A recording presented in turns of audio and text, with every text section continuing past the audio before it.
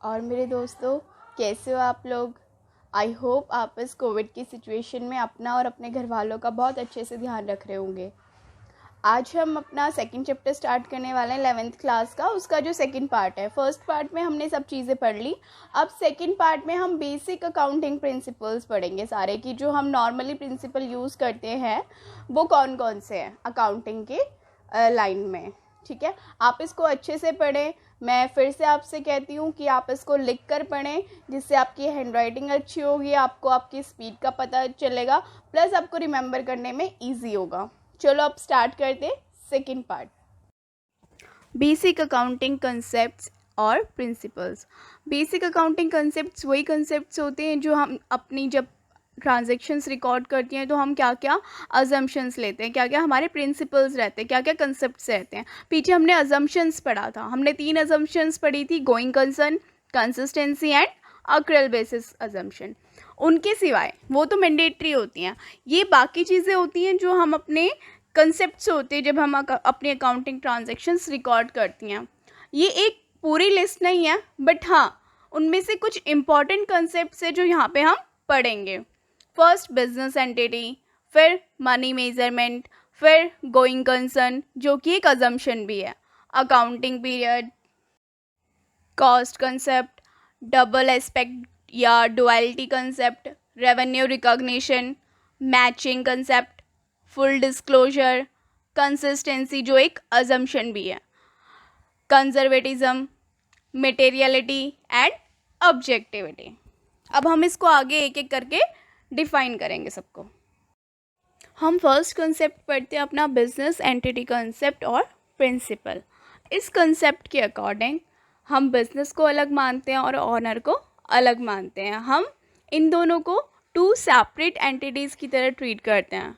हम मानते हैं कि बिजनेस अलग है और इसका ऑनर इससे अलग है। फॉर एग्ज़ाम्पल, अगर कोई ऑनर अपने बिजनेस में पैसे लेके आता है एज अ कैपिटल, तो वो बिज़नेस के लिए लायबिलिटी होती है। हम कैपिटल को लायबिलिटी की साइड इसीलिए दिखाते हैं क्योंकि बिजनेस अलग होता है और ऑनर इससे अलग होता है। यही बिजनेस एंटिटी कंसेप्ट है। नेक्स्ट कंसेप्ट हम पढ़ते हैं मनी मेजरमेंट कंसेप्ट और प्रिंसिपल। इस कंसेप्ट के अकॉर्डिंग हम सिर्फ वही ट्रांजैक्शन अपनी बुक्स ऑफ अकाउंट्स में रिकॉर्ड कर सकते हैं जो मॉनेटरी टर्म्स में मेज़र होती हैं या जिनको हम मॉनेटरी टर्म्स में मेज़र कर सकते हैं। ऑल अदर ट्रांजेक्शन्स जो भी हैं, कैपेबिलिटी ऑफ ह्यूमन रिसोर्स क्या है, अपॉइंटमेंट ऑफ मैनेजर, ऑर्गेनाइजेशन की इमेज क्या है, इससे डेफिनेटली बिजनेस को इफेक्ट पड़ता है, बट हम इसको मॉनेटरी टर्म्स में एक्सप्रेस नहीं कर सकते, इसलिए हम इसको मनी मेजरमेंट कंसेप्ट नहीं बोलते। हम मनी मेजरमेंट कंसेप्ट का मतलब ही ये होता है जो चीज़ें हम मनी या मॉनेटरी टर्म्स में कन्वर्ट करके या एक्सप्रेस करके उनको हम बुक्स ऑफ अकाउंट्स में रिकॉर्ड कर सकते हैं। सिर्फ वही ट्रांजैक्शंस रिकॉर्ड होती हैं और कोई भी ट्रांजैक्शन रिकॉर्ड नहीं होती, इसी को हम मनी मेजरमेंट कंसेप्ट बोलते हैं।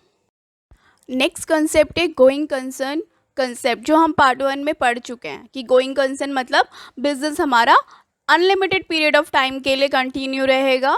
हम नियर फ्यूचर में इसको कन्वर्ट नहीं करने वाले या डिसॉल्व नहीं करने वाले।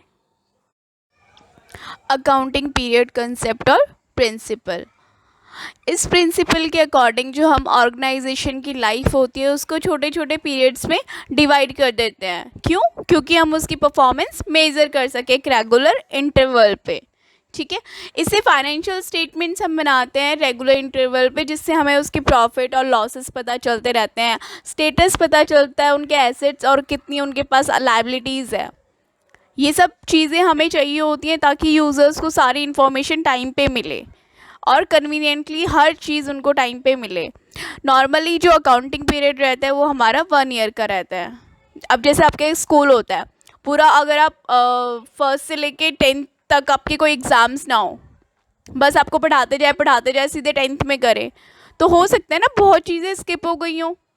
तो हम रेगुलर इंटरवल पे परफॉर्मेंस मेज़र करते रहते हैं, इसीलिए अकाउंटिंग पीरियड कंसेप्ट बनाया गया है। कॉस्ट कंसेप्ट और historical cost principle. Cost concept का मतलब होता है कि जो आपकी कॉस्ट ऑफ एक्विजिशन होती है प्लस ट्रांसपोर्टेशन कॉस्ट होती है प्लस इंस्टॉलेशन कॉस्ट होती है, जो एसेट को रेडी टू यूज़ करती है, वन टाइम इंस्टॉलेशन। ये नहीं कि आप छोटी छोटी रिपेयरिंग करवा रहे हो उसको भी आप कॉस्ट में इंक्लूड कर दोगे, ठीक है। परचेज प्राइस में हम जो उस गुड्स की वैल्यू होती है प्लस जो उसको लाने में ट्रांसपोर्टेशन की वैल्यू लगती है प्लस जो उसको इंस्टॉल करने में जो भी हमारा खर्चा आता है, जो भी खर्चे एसेट को रेडी टू यूज़ बनाते हैं, उन सबको हम कॉस्ट कंसेप्ट के अकॉर्डिंग पूरी कॉस्ट में प्लस कर लेते हैं। मार्केट वैल्यू चेंज होती रहे उससे कोई फ़र्क नहीं पड़ेगा, बट हम अपनी अकाउंटिंग में एसेट को रिकॉर्ड करेंगे उसकी बुक वैल्यू पे। जैसे कोई एग्जांपल, कोई हमने एसेट, कोई मशीनरी हमने 5 लाख रुपए की परचेज़ करी, एज्यूम करते हैं, और इसकी मार्केट वैल्यू है वो 3 लाख है, ठीक है। तो जब हम फाइनल अकाउंट बना रहे होंगे ना, तो हम 5 लाख लिखेंगे ना कि 3 लाख, क्योंकि उसकी एक्चुअल वैल्यू भले ही 3 लाख है, बट जो हमारे लिए कॉस्ट पड़ी उसकी, जो हमारे लिए परचेज प्राइस पड़ा उसका, वो था 5 लाख। तो यही आपका कॉस्ट कंसेप्ट आपको बताता है कि जो भी एसेट की वैल्यू होती है हम उसकी हिस्टोरिकल कॉस्ट पे ही उसको वैल्यू करते हैं, उसको रिकॉर्ड करते हैं। नेक्स्ट कंसेप्ट हमारा आता है डुअल एस्पेक्ट कंसेप्ट और डुअलिटी कंसेप्ट, राइट। इस अकॉर्डिंग हर ट्रांजैक्शन के 2 इफ़ेक्ट होते हैं। अगर हम कोई ट्रांजैक्शन रिकॉर्ड करते हैं तो उसमें 2 अकाउंट्स मिनिमम इन्वॉल्व होते ही होते हैं। इस डुअलिटी प्रिंसिपल के अकॉर्डिंग एक फंडामेंटल अकाउंटिंग इक्वेशन बनी है जो है assets is equal to liabilities plus capital. जो बिजनेस के सारे एसेट्स होते हैं वो किसके बराबर होते हैं, जो लायबिलिटीज़ होती हैं बिजनेस की। आउटसाइडर्स के अकॉर्डिंग कैपिटल कौन लाता है, ऑनर, यानी जो क्लेम होता है ऑनर का। इस इक्वेशन के अकॉर्डिंग हमेशा बिजनेस के जो एसेट्स रहते हैं वो लायबिलिटीज़ प्लस कैपिटल रहते हैं। इसी कंसेप्ट के अकॉर्डिंग हम double entry system of accounting develop करते हैं, यही उसका बेसिस है। नेक्स्ट कंसेप्ट हमारा आता है रेवेन्यू रिकॉग्निशन, कि हमें रेवेन्यू कब रिकॉग्नाइज करना चाहिए अपनी बुक्स ऑफ अकाउंट्स में। सपोज़ मैंने आज कुछ गुड्स सेल किए हैं 10,000 के, बट मुझे उनसे सारी पेमेंट नहीं आई, बट मैंने सारे गुड्स सोल्ड कर दिए हैं उनको। तो मेरे अकॉर्डिंग तो मैंने उनको लीगल राइट ट्रांसफ़र कर दिया ना, पैसे ही आने बाकी हैं, तो पैसे बाद में आ जाएंगे, बट मेरा रेवेन्यू हो गया वो। अब उन्हें मुझे पैसे देने पड़ेंगे, अब वो मेरे को पैसे देंगे, तो इसलिए मुझे इसी साल इसी टाइम पे उसको रेवेन्यू रिकॉग्नाइज कर लेना है। जब भी लीगल राइट ट्रांसफ़र हो जाते हैं तो हम उसको रेवेन्यू रिकॉग्नाइज कर लेते हैं। अब है मैचिंग कंसेप्ट। ये बेसिकली जो कंसेप्ट है वो अकाउंटिंग पीरियड कंसेप्ट पे बेस्ड है। इस कंसेप्ट के अकॉर्डिंग जो एक्सपेंसेस होते हैं एक अकाउंटिंग पीरियड में वो मैच्ड होने चाहिए किससे, अगेंस्ट रिलेटेड रेवेन्यू, जो इससे रिलेटेड हमने रेवेन्यू अर्न किया है, ना कि कब हमने कैश रिसीव किया और कैश पेड किया है। हम कैश रिसीव और पेड हम आगे पीछे कर सकते हैं, बट जो खर्चा जिस पीरियड का है उसी पीरियड में डलना चाहिए, और जो इनकम है वो उसी पीरियड में डिटरमाइन होनी चाहिए। ये किस लिए होता है, ताकि हम जो हमारा करेक्ट प्रॉफिट और लॉस है एक अकाउंटिंग पीरियड का वो सही से डिटरमाइन कर पाएँ, ठीक है। नेक्स्ट कंसेप्ट हमारा आता है फुल डिस्क्लोजर कंसेप्ट। इस कंसेप्ट के अकॉर्डिंग हमारे जो भी मटेरियल फैक्ट्स, यानी जो इम्पॉर्टेंट फैक्ट्स होते हैं एक कंपनी के, एक एंटरप्राइजेस के, जो इसकी फाइनेंशियल परफॉर्मेंस को अफेक्ट करते हैं, वो सारी चीज़ें हमें इसको डिस्क्लोज़ करनी होती है अपने फुट नोट्स में या फिर बैलेंस शीट्स में, जहाँ पे भी उसके रिलेवेंट फैक्ट्स दिए हुए हैं उसके अकॉर्डिंग उसको डिस्क्लोज़ करना होता है। नेक्स्ट कंसेप्ट हमारा आता है कंजर्वेटिज्म और प्रूडेंस प्रिंसिपल। इस प्रिंसिपल के अकॉर्डिंग जो हमारे प्रॉफिट्स हैं होते हैं ना, उनको ओवरस्टेट नहीं करना चाहिए हमें। जो भी हमारे प्रोबेबल लॉसेस है, जो भी हमारे दिख रहा है हमको कि ये भाई लॉस है, बट इस फाइनेंशियल में नहीं है, नेक्स्ट में है, बट हमें पता है कि ये हो जाएगा, तो हमें उसको तभी रिकॉर्ड कर देना चाहिए जब हमें उसके बारे में पता चल जाए। लाइक बैड डेट्स, कोई डेटर आपसे उधार सामान लेके गया, आपको पता है वो पैसे नहीं देगा, वो 1 साल से ऊपर हो गया पैसे दे ही नहीं रहा और आपको पता है नहीं देगा, तो हमें उस लॉस को अपने फाइनेंशियल्स में रिफ्लेक्ट करना होता है ताकि हम अपना प्रॉफिट बढ़ा के ना दिखाएं। बिकॉज अगर हम अपने एक्सपेंसेस नहीं दिखाएंगे, अपने लॉसेस नहीं दिखाएंगे, तो हमारा प्रॉफिट तो बढ़ा हुआ नज़र आएगा ना, बट एक्चुअल में वो प्रॉफिट बढ़ा हुआ नहीं होगा क्योंकि वो पैसे आने ही नहीं है वहाँ से। तो जो भी लॉसेस होते हैं हमें वो अपने फाइनेंशियल्स में रिफ्लेक्ट करने होते हैं। नेक्स्ट कंसेप्ट हमारा आता है मटेरियलिटी कंसेप्ट। इस कंसेप्ट के अकॉर्डिंग जो भी इंपॉर्टेंट फैक्ट्स होते हैं एंटरप्राइजेस से रिलेटेड, जो हमारे डिसीजन को इन्फ्लुएंस कर सकते हैं, इन्वेस्टर्स के, क्रेडिटर्स के, सबके इन्फ्लुएंस कर सकते हैं, उसे ही हम मटेरियल चीज़ें मानते हैं। छोटी मोटी जो चीज़ें होती हैं कोई बात नहीं, वो एक दो होता रहता है, चलता है, बट जो इम्पॉर्टेंट फैक्ट्स होते हैं ना, हमको उनको फाइनेंशियल स्टेटमेंट्स में दिखाना ही होता है। हमारा लास्ट कंसेप्ट है ऑब्जेक्टिविटी कंसेप्ट।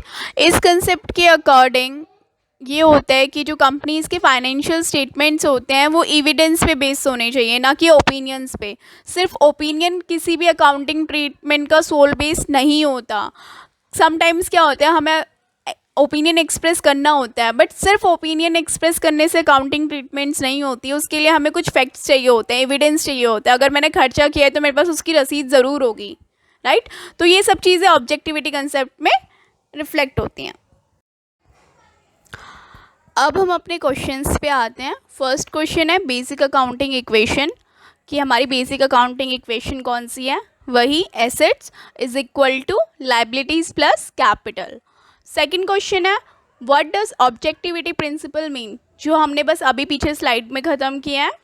थर्ड क्वेश्चन है right basic accounting principles with explanation, जो हमने ये अकाउंटिंग प्रिंसिपल्स पढ़े हैं सारे, उनको आपको लिख कर राइट करना है और एक्सप्लेन करना है अच्छे से। आप ये सारे क्वेश्चंस अपनी नोटबुक में नोट करें अच्छे से और उसको रिवाइज करें टाइम टू टाइम। आज हमने सेकेंड चैप्टर भी कंप्लीट कर लिया, ये सेकेंड पार्ट था जो हमने ख़त्म कर लिया। अब आई होप आपको प्रिंसिपल समझने में कोई दिक्कत ना हो। फिर भी कोई दिक्कत हो तो आप मुझसे कभी भी पूछ सकते हैं कमेंट सेक्शन में कमेंट करके। और अब प्लीज़ अपना ध्यान रखें, अपने घर वालों का अच्छे से ध्यान रखें, और स्टे होम, स्टे सेफ, और पॉजिटिविटी फैलाते रहे सब जगह ठीक है, और अच्छे से पढ़ाई करें। चलो बाय, मिलते हैं फिर नेक्स्ट चैप्टर के साथ। बाय।